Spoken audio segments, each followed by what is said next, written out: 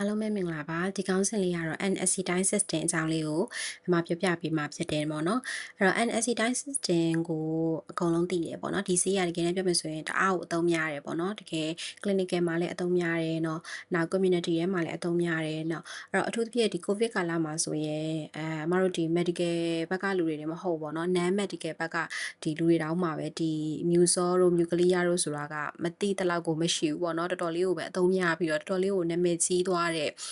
အနေထားလို့တော့မှပြောလို့ရတယ်ပေါ့နော်အဲ့တော့ဒီ N-acetylcysteine system နဲ့ပတ်သက်ပြီးတော့အမတို့သိထားတာကတော့သူကချွဲပြော်စေပေါ့နော်အဓိကသူ့ရဲ့ indication ကတော့ချွဲပြော်စေပြီးရင်နောက် emergency use အနေနဲ့ဆိုရင်တော့သူ့ကို paracetamol overdose မှာသုံးလို့ရတဲ့ antidote တစ်ခုပေါ့နော်အဲ့လောက်ထိအမတို့သိထားတယ်ပေါ့ okay အဲ့တော့အဲ့ဒီအပြင်ကိုခုနောက်ပိုင်းမှာလေသုံးလာတဲ့အားတွေတအားများလာတယ်ပေါ့နော် indication တွေတအားများလာတာကိုတွေ့ရတယ်ပေါ့အဲ့တော့အဲ့ဒါလေးနဲ့ပတ်သက်ပြီးတော့နည်းနည်းလေး sharing လုပ်ပေးခြင်းတယ်ပေါ့နော်ဒါကြောင့်မို့လို့လဲဒီ C လေးနဲ့ပတ်သက်ပြီးတော့မှဒီ PowerPoint လေးကို present လုပ်ရတာဖြစ်တယ်ပေါ့နော် okay အဲ့တော့ N-acetylcysteine system ကကြတော့သူကဒီ paracetamol overdose မှာသုံးတယ် mucolysis အနေနဲ့ mucolytic compound အနေနဲ့သုံးတယ်ပေါ့နော်ဒီနှစ်ခုကတော့ဒါအမတို့ရင်းနှီးပြီးသားဖြစ်တယ်ပေါ့နော်အဲ့တော့သူက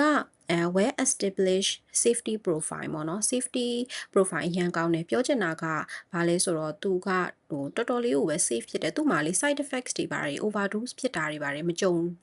ံရသလိုပဲမကြုံရသလောက်ပဲပေါ့နော်မရှိဘူးပေါ့သူကတော်တော်လေးကို safe ဖြစ်တယ် high dose မှာတော့မှပဲ safe ဖြစ်တာကိုတွေ့ရတယ်ပေါ့နော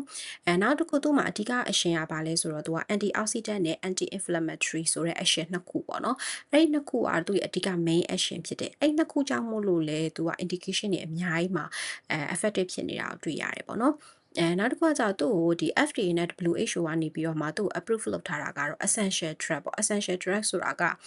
ဒါအားလုံးသိပြီးသားဖြစ်မှာပါဟိုဒီလိုနိုင်ငံတစ်ခုပေါ့နော်ဒါမှမဟုတ်ဒေသတစ်ခုမှာမရှိမဖြစ်အခြေခံလိုအပ်တဲ့ဆေးဝါးတွေရဲ့ list ပေါ့အဲ့ list ထဲမှာပါတဲ့ဆေးပေါ့နော်အဲ့တော့သူက essential drugs ထဲမှာပါတယ်အဲ့တော့ N-acetylcysteine system ကိုပြီးတဲ့အခါမှာဆိုရင် oral လည်းပေးလို့ရတယ် IV လည်းပေးလို့ရတယ်နောက် inhalation ပေါ့နော်အနေနဲ့လည်းပဲပေးလို့ရတယ်အခုနောက်ပိုင်းဆိုရင်ဟိုဟာလေ inhalation နဲ့မကောက်မတို့ eye drops တွေပါတယ်ပေါ့နော်အဲ့လိုမျိုးပုံစံမျိုးအနေနဲ့တောင်မှသုံးလာတယ်သူ့ရဲ့ indication လေးတွေကတော်တော်များလာတာပေါ့နော်Okay အဲ့တော့ paracetamol overdose ပေါ့ဒါကတော့အားလုံးနဲ့ရင်းနှီးပြီးသားပေါ့နော်အဲ့တော့ paracetamol overdose မှာအမတို့ paracetamol ကအားလုံးသိပြီးသားပဲဟိုတကယ်တမ်းတော့သူက safe ဖြစ်တယ်ဆိုတော့လည်းပဲပေါ့နော်လိုရာထပ်ပို့ပြီးတော့တောက်တယ်ဥပမာ4 gram ကသူ့ရဲ့ maximum dose ပေါ့နော်ဒီနေ့အလုံး20ပေါ့အဲ့ဒီထက်ကိုကျော်သွားတယ်4 gram ထက်ကျော်သွားတယ်ဆိုရင်တော့ဒါ overdose ဘက်ကိုရောက်သွားပြီပြီးတော့နောက်ဒါကတာမန်လူအတွက်ပြောတာပေါ့နော်အဲ့လိုမဟုတ်ဘဲနဲ့အစကတည်းက liver မကောင်းပေါ့နော်အရက်တွေအရင်တောက်ထားတယ် alcoholic liver တွေပေါ့ဒါတွေဆိုရင်တော့သူတို့ကဒီပို့ပြီးတော့မှဒီလိုမျိုးဒီ paracetamol ရဲ့ဒီ liver side effect ပေါ့နော်ဒါကိုပို့ပြီးတော့ခံရနိုင်ခြေရှိတယ်ပေါ့အဲ့တော့ paracetamol overdose ဖြစ်သွားတဲ့အခါမှာဆိုရင်မတို့ပေးလို့ရတဲ့ဒါတွေထဲမှာဆိုရင်တော့ဒီ N-acetylcysteine system ကပါနေတာပေါ့နော်သူက activated charcoal ဆိုတာလည်းပဲပေးလို့ရတယ်ပြီးတော့ဒီ N-acetylcysteine system ကိုလည်းပဲပေးလို့ရတယ်အဲ့တော့ N-acetylcysteine system ကိုပေးတဲ့အခါမှာဆိုရင်ဒီ overdose ဖြစ်ပြီးတော့ဗောနော်တနည်းအားဖြင့်ပြောမယ်ဆိုတော့ paracetamol တောက်ပြီးတော့မှ within 8 hour ပေါ့8နာရီအတွင်းထဲမှာပေးမယ်ဆိုရင်100% effective ပေါ့ပြောချင်တာ8နာရီအတွင်းထဲမှာပေးမယ်ဆိုရင်အဲ့လူကလုံးဝပြန်ကောင်းတယ်အဲ့လိုမျိုးပြောချင်တာပေါ့အဲ့ဒါဆိုရင်8နာရီကျော်သွားတယ်ဆိုရင်ရောပေါ့နော်အဲ့တော့8နာရီကျော်သွားတယ်ဆိုရင်လည်းပေးတာပဲဘာလို့ဆိုမပေးလို့မရဘူးလေနော်ပြန်ပြီးတော့သူ့ရဲ့ percentage ကဘယ်လောက်ထိ recover ပြန်ဖြစ်မလဲတော့မသိဘူးဒါပေမဲ့8နာရီကျော်သွားရင်လည်းပေးရတယ်အကောင်းဆုံးကတော့8နာရီအတွင်းထဲမှာပေးရင်တော့100%ပြန်ပြီးတော့မှ effective ဖြစ်တာကိုတွေ့ရတယ်ပေါ့နော်အဲ့တော့ဒါလေးကကြတော့ဒီ paracetamol overdose မှာဘာလို့နီးနဲ့ဒီ N-acetylcysteine system က recover ပြန်လုပ်တာလဲဆိုတဲ့ဟာလေးကိုပြောထားတာပေါ့နော်ဒါတွေကတော့သိပြီးသားဖြစ်မှာပါအဓိကတော့ဘာလဲဆိုတော့ paracetamol ကသူက liver ရဲ့ရောက်တဲ့အခါမှာသူက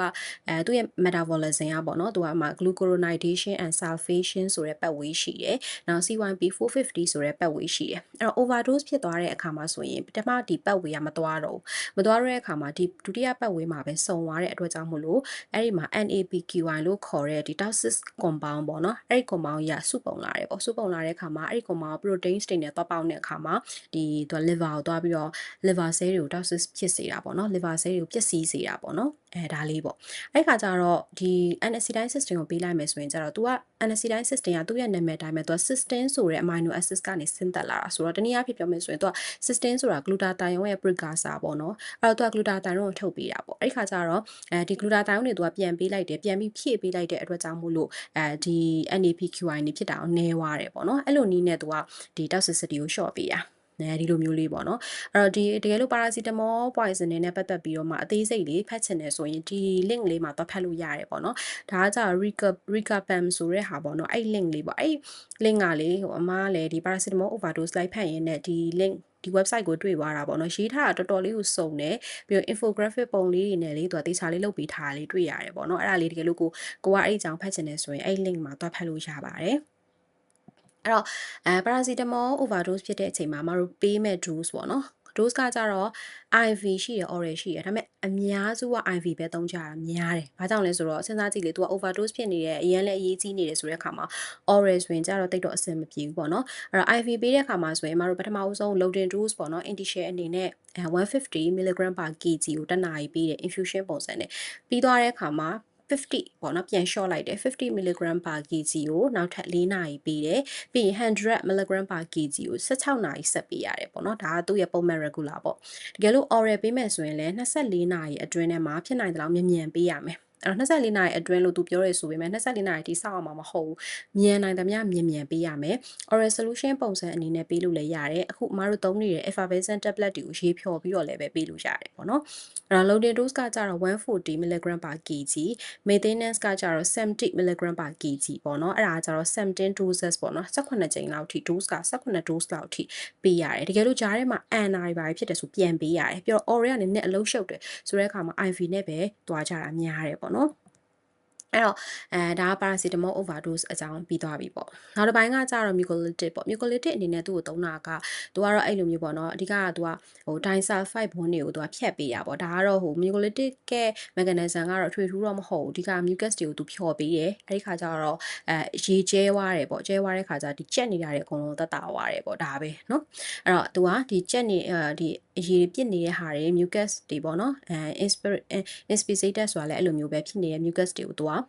ခြေဖြတ်ပေးတယ်ပေါ့နော်အဲ့တော့ pneumonia တို့ဘာလို့မှသုံးလို့ရတယ် bronchitis တွေ tracheobronchitis တွေ cystic fibrosis တွေနောက် tracheostomy လုပ်ထားတဲ့ patients တွေမှာသုံးလို့ရတယ်ပြီး operation ပြီးသွားတော့မှ pulmonary complication ပေါ့နော်ခုန congestion ဖြစ်တဲ့ဟာတွေဒါတွေမှာသုံးလို့ရတယ်ပြီး post traumatic chest condition တွေမှာသုံးလို့ရတယ်နောက် bronchoscopy တွေဘာတွေမကြည့်ခင်မှာပေါ့နော်ဒီလို mucus တွေပိတ်နေမှာဆိုလို့သူ့ကိုပေးတာမျိုးလည်းရှိရပေါ့နော်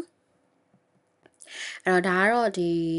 mucolytics အနေနဲ့သူဘယ်လို action ပေးလဲပေါ့နော်အဓိကကတော့ mucolytic antibody ကတော့ခုနပြောတဲ့ disulfide bond တွေကို short ပေးတဲ့အတွက်ကြောင့်မလို့ viscosity ပေါ့နော်ခုနပြစ်နေတဲ့ဟာတွေကကျဲသွားတာပေါ့ဒါပဲပေါ့နော်နောက်ပြီးတော့သူ့မှာ antioxidant antibody ရဲ့ anti inflammatory ရဲ့ပေါ့နော်အဲ့နှစ်ခုလည်းရှိတယ်အဲ့ခါကျတော့ဒီ landscape function ကိုတော့ပို့ပြီးတော့မှကောင်းစေတယ်ပေါ့နော်နောက်ပြီးတော့သူက cytoprotective action လည်းပဲရှိတယ် cytoprotective ဒါကတော့နောက်ပိုင်းမှာတွေ့ရပေါ့သူ cell တွေကိုကာကွယ်ပြီးတော့ဒီ cell လေးတောက်တာတွေဘာတွေကြောင့်မို့လို့ဖြစ်တဲ့ပေါ့နော်ဒီlens မှာဖြစ်တဲ့ဒီ cell တွေပျက်စီးတာမျိုးတွေဒါတွေကိုလည်းသူကကာကွယ်ပေးနိုင်တယ်ဆိုပြီးတော့ဒါကတော့ research တွေထပ်ပြီးတော့မှတွေ့ထားရလေးပေါ့နော်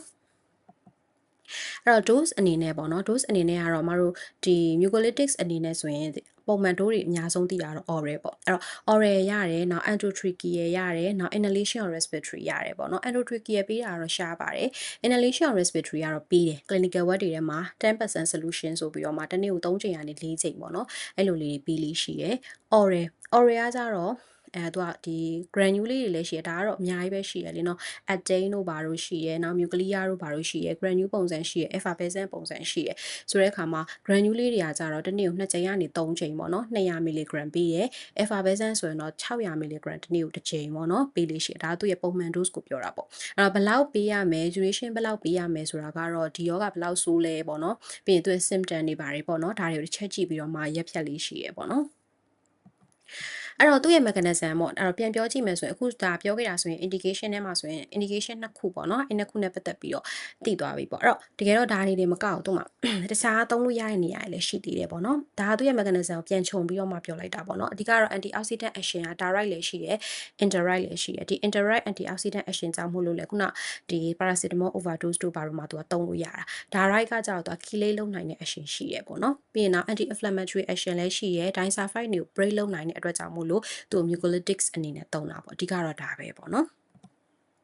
အဲ့တော့ other indications အနေနဲ့ဘာတွေရှိလဲပေါ့အဲ့တော့ off label လို့လည်းပြောတယ် off label ဆိုတာကဘာကိုပြောရလဲဆိုတော့ခုနကတော့ပြောတယ် WHO တို့ FDA တို့အဲ့လိုမျိုးပေါ့နော်တကယ်အဖွဲ့အစည်းတွေကနေတော့အတီးတပြားသတ်မှတ်ထားတာမျိုးတော့မဟုတ်ဘူးပေါ့နော်ဒါပေမဲ့သုံးလို့ရတဲ့ဟာမျိုးပေါ့သုံးနေတဲ့ဟာမျိုးပေါ့အဲ့ဒါ off label လို့ပြောတယ်ပြောချင်တာတော့သူ့ရဲ့ label ထဲမှာတော့ပါချင်မှပါမယ်သူ့ရဲ့ label ထဲမှာတော့ mucolytics လို့ပါမယ် paracetamol overdose မှာသုံးလဲရတဲ့ antidote လို့ပါမယ်ပေါ့နော်ဒါပေမဲ့ဒီအခုပြောမဲ့ indication တွေကတော့ပါချင်မှပါမယ်ပေါ့ label ထဲမှာမပါဘူးဒါပေမဲ့သုံးလို့ရတယ်သုံးနေတယ်ပေါ့နော်။ဘာလဲဆို hepatic failure မှာသုံးလို့ရတယ်။နောက် nephropathy အဓိကအခုနောက်ပိုင်းမှာအဓိကဘာတွေလဲဆို liver case တွေ renal case တွေမှာဒီ NSAID system ပေါ့နော် muscle တို့ nuclear တို့တအားသုံးလာတာပေါ့နော်။အဲ့တော့ patient ကိုကြည့်လိုက်တဲ့အခါမှာ patient mucus နဲ့ပတ်သက်တဲ့ mucolytics action လိုချင်တဲ့အခြေအနေမျိုးမရှိနေဘူးပေါ့နော်။ mucolytics action မဟုတ်ဘဲနဲ့တခြားဒီ action တွေဒီ hepatic failure တို့ nephropathy တို့မှာပေးတာပေါ့။အဲ့တော့ဒီနေရာတွေမှာဘာလို့သုံးတာလဲဆိုတော့အဓိကကတော့ဘာလဲဆိုတော့သူရခုနပြောတဲ့ antioxidant and anti-inflammatory action ကြောင့်ပဲပေါ့နော်။အဲ့တော့oxidative stress တွေဘာတွေကြောင့်မို့လို့ inflammation တွေကြောင့်မို့လို့ဖြစ်တဲ့ယောဂတွေအတွက်ကိုသူကအဲ့လိုမျိုးသုံးလို့ရသွားတာပေါ့နော်အဲ့လိုလေးပေါ့နောက်ဒီ keratoconjunctivitis ဆိုတာကဒီမျက်လုံးပေါ့နော်မျက်လုံးမှာ eye drops တွေပါတယ်ခုနောက်ပိုင်းဆိုရင်ဟိုဟာတွေမှာလည်းသုံးတယ်ပေါ့နော် skin condition တွေမှာလည်းပဲ dermatological condition တွေမှာလည်းပဲဒီ NAC ကိုသုံးလာကြပြီပေါ့နော်အဲ့တော့ဒီမှာဆိုအများကြီးပဲရှိတယ် lung ဒါကတော့ lung ကတော့တည်ပြီးသားအခု liver မှာသုံးတယ် paracetamol overdose မှာသုံးတယ်နောက် CVS မှာတော့မှပဲသူက effective ဖြစ်တယ်ဆိုပြီးတော့မှတွေ့ရတယ်အဓိကတော့ခုနအမပြောသလိုမျိုးပဲ inflammation နဲ့ oxidation ပေါ့နော်အဲ့နှစ်ခုကိုသူက prevent လုပ်ပေးတာဖြစ်တဲ့အတွက်အဲ့ဓာတွေမှာအသုံးဝင်သွားတာပေါ့ထွေထူးတော့မဟုတ်ပါဘူးเนาะပြီးရင် psychiatric မှာလည်းသုံးတယ် kidney disease တွေ infectious disease ပေါ့နော်အဲ့တော့ covid မှာသူ့ကိုသုံးတာကဒါလည်းနည်းနည်းပါတာပေါ့နော် covid မှာ symptom က mucus တွေထွက်လို့ဒါကို prevent လုပ်တာလည်းပါတယ်လို့တခြားပေါ့နော်သူမှာဒီ infection အတွက်လည်းပဲသူကခုနဒီ inflammation and oxidative ပေါ့အဲ့ဒါနဲ့ပတ်သက်ပြီးတော့သုံးကြတာဖြစ်တယ်ပေါ့နော်နောက် eye disease တွေမှာလည်းသုံးပါတယ်နော်အဲ့တော့သူ့ကိုတောက်တဲ့အခါမှာဆိုတော့အစာနဲ့တွဲတောက်တဲ့နယ်ပေါ့နော်ပြီးတော့နောက်ရေနဲ့ဖြော်တာပေါ့ဒါကတော့ effervescent တို့ခုနပြောတဲ့ granules တို့ဒါတွေကတော့ရေနဲ့ဖြော်ပြီးတော့မှတောက်ဖို့လိုတယ်ပေါ့နော်ဒါကတော့ product information ကိုတေချာကြည့်ပြီးတော့မှ product ထဲမှာသူဘယ်လောက်နဲ့ဖြော်ရမယ်ဆိုတာပါတယ်အဲ့ဒါကိုကြည့်ပြီးတော့မှကိုက instruction ပြန်ပေးဖို့လိုမယ်ပေါ့နော်အဲ့တော့သူ့ရဲ့ adverse effect ပေါ့ခုနအရှိမပြောခဲ့သလိုမျိုးပဲသူကတော်တော်လေးကို safe ဖြစ်တဲ့ဈေးထဲမှာပါတယ်เนาะလုံးဝ safe ဖြစ်တယ်အဲ့တော့တောင် adverse effect ကတော့မရှိဘူးပေါ့เนาะအဲ့တော့သူဖြစ်နိုင်တာဆိုရင်ဒီမှာ nausea vomiting diarrhea ဒီလောက်ပဲပေါ့เนาะပြီးရင်နောက် flat test ဖြစ်တာတွေ GI reflux တွေဒါတွေကလည်းရှားတော့ရှားပါတယ်เนาะ IV ဆိုရင်တော့anaphylaxis reaction ဖြစ်နိုင်တဲ့ rate ရှိတယ်ဒါပေမဲ့ဟိုသူက18% လို့တော့ပြောထားတယ်ဆိုပေမဲ့တကယ်တော့တော်တော် rare ဖြစ်တယ်ဘာဖြစ်လို့ဆိုတော့အဲ့လိုဝက်ထဲတွေမှာဆိုရင်ဒီ NAC နဲ့ပတ်သက်ပြီးတော့ reaction anaphylaxis ဖြစ်တယ်ဆိုတာတော်တော်လေးကိုရှားတယ်မကြားဘူးတလောက်ပဲပေါ့နော်အဲ့ဒါလေးကဟိုရှားတယ်လို့ပြောမယ်ဒါပေမဲ့တကယ်ဖြစ်ပြီဆိုရင်တော့ anaphylaxis reaction ဆိုတာကတော့ဒါကအသက်အန္တရာယ်ရှိတယ်လीနော်နောက်က bronchospasm ပေါ့ဒါကကြတော့ဗာလဲဆိုတော့သူကလေ asthma သမားတွေမှာပိုတတိထားရတယ်တကယ်လို့ asthma သမားတွေမှာဒီဟာဥမာ inhalation ရှူတာပဲဖြစ်ဖြစ်ပေါ့နော် oral တောက်တာပဲဖြစ်တခုခုပေါ့နော်အဲ့လိုမျိုးဖြစ်တဲ့အချိန်မှာကြက်လာတယ်ပေါ့ပူကြက်လာတယ်ဆိုရင်တော့နည်းနည်းသတိထားတဲ့နဲ့ဗာလဲဆိုတော့သူကကြောင့် mucus တွေအကုန်လုံးဖြောထုတ်ပလိုက်တာဖြစ်တဲ့အတွက်ကြောင့်မို့လို့အရင်ကတော့ကျဲသွားတာမှန်တော်လဲပဲသူက volume ကများလာတယ်လို့ဖြစ်တယ်အဲ့ခါကျတော့တစ်ခါလေးကျရင်ဒီ NSAID system ပေးပြီးသွားတဲ့အခါမှာ session တွေပါလောက်ရလာတော့ဘာလို့ပေါ့နော်အဲ့လိုမျိုးလေးလည်းနည်းနည်းရှိရဲဆိုတော့ bronchospasm ဖြစ်နိုင်တဲ့ risk ကတော့ရှိရဒါပေမဲ့တော်တော်ရှားပါတယ်1% လောက်ပဲရှိတာဖြစ်တဲ့အတွက်အရင်တော့ရှားတယ်ဒါပေမဲ့သတိတော့ထားသင့်တယ်ပေါ့နော် okay ဒါကတော့ယူထားတဲ့ reference လေးတွေဖြစ်ပါတယ်အဓိကကတော့ဒီ NCBI ကဒီနောက်ဆုံးထွက်ထားတဲ့ဒီသူရဲ့ channel လေးပေါ့နော်အဲ့ channel ထဲမှာတော့သူအများကြီးပဲပြောထားတယ်ခုန infectious disease တွေနောက် cancer မှာတော့မှပဲပေါ့နော်သူက prevention လုပ်နိုင်တယ်ဆိုတဲ့ဟာမျိုးလေးတွေပေါ့နော်ဒါတွေကတော့ research တွေရှိရဒါပေမဲ့ဟိုဒီ research တွေကိုတော့အတိအလင်းပြောထားတာမျိုးတော့မဟုတ်ဘူးပေါ့နော်အဲ့တော့ clinical ထဲမှာတော့အဓိကကဘာလဲဆိုတော့သူကဟိုခဲတစ်လုံးနဲ့ငှက်4 5 6កောင်ပြစ်တယ်လို့မျိုးပေါ့နော်ဒီဆေးကိုပေးချပလိုက်တယ်ပေါ့ဥမာယောဂတွေအများကြီးရှိနေခုနလို cancer တွေရှိနေ renal hepatic အဲ့တော့ liver ပေါ့နော်အဲ့လိုမျိုးတွေရှိနေတယ်ကာဒီယန်နဲ့ပတ်သက်တာရှိနေတယ်ပြီးတော့အဲ့ဒီအတွက်ကိုဒီဆေးကိုပေးချလိုက်တဲ့အခါမှာအကုန်လုံးဟိုရောပြီးတော့ effective ဖြစ်သွားတယ်ပေါ့ကွယ်အဲ့လိုမျိုးသဘောမျိုးနဲ့ပေးလိုက်ကြတာများတယ်ပေါ့နော်ဒါပေမဲ့ကိုကတော့သိထားဖို့လိုတယ်အဲ့တော့လူနာကို session တိုင်းမှာချွဲပြော်ဆေးလို့ပြောဖို့အတွက်ကလူနာစီမှာချွဲရှိနေတဲ့အနေအထားတစ်ခုရှိနေလားဒါမှမဟုတ်တခြား indication အတွက်ပေးရလားဆိုတဲ့ဟာလေးကို awareness လေးရစေချင်တာပေါ့နော် okay အဲ့တော့နောက် MRMS က MASCAVE က EMC ရပေါ့အဲ့တော့အမအနေနဲ့ဆိုရင်တော့ဒီဆေးတွေကို reference လုပ်တဲ့အခါမှာဒီ3ခုကိုအဓိက reference လုပ်လို့ရှိတယ်ပေါ့ ပေါ့နော်အဲ့တော့ MIMS ကတော့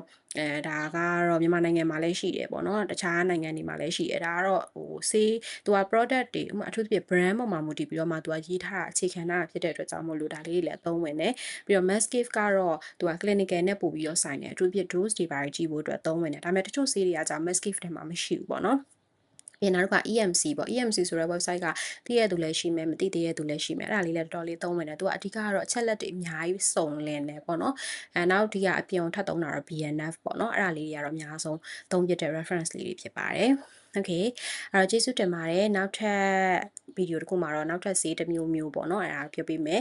ဒီဈေးနဲ့ပတ်သက်ပြီးတော့ကိုသိထားတဲ့ဟာလေးတွေလည်း remind လုပ်လို့ရမယ်ကိုမသိသေးတဲ့ဟာလေးတွေလည်းထပ်ဖြည့်လို့ရမယ်ပေါ့နော် okay ကျေးဇူးပါ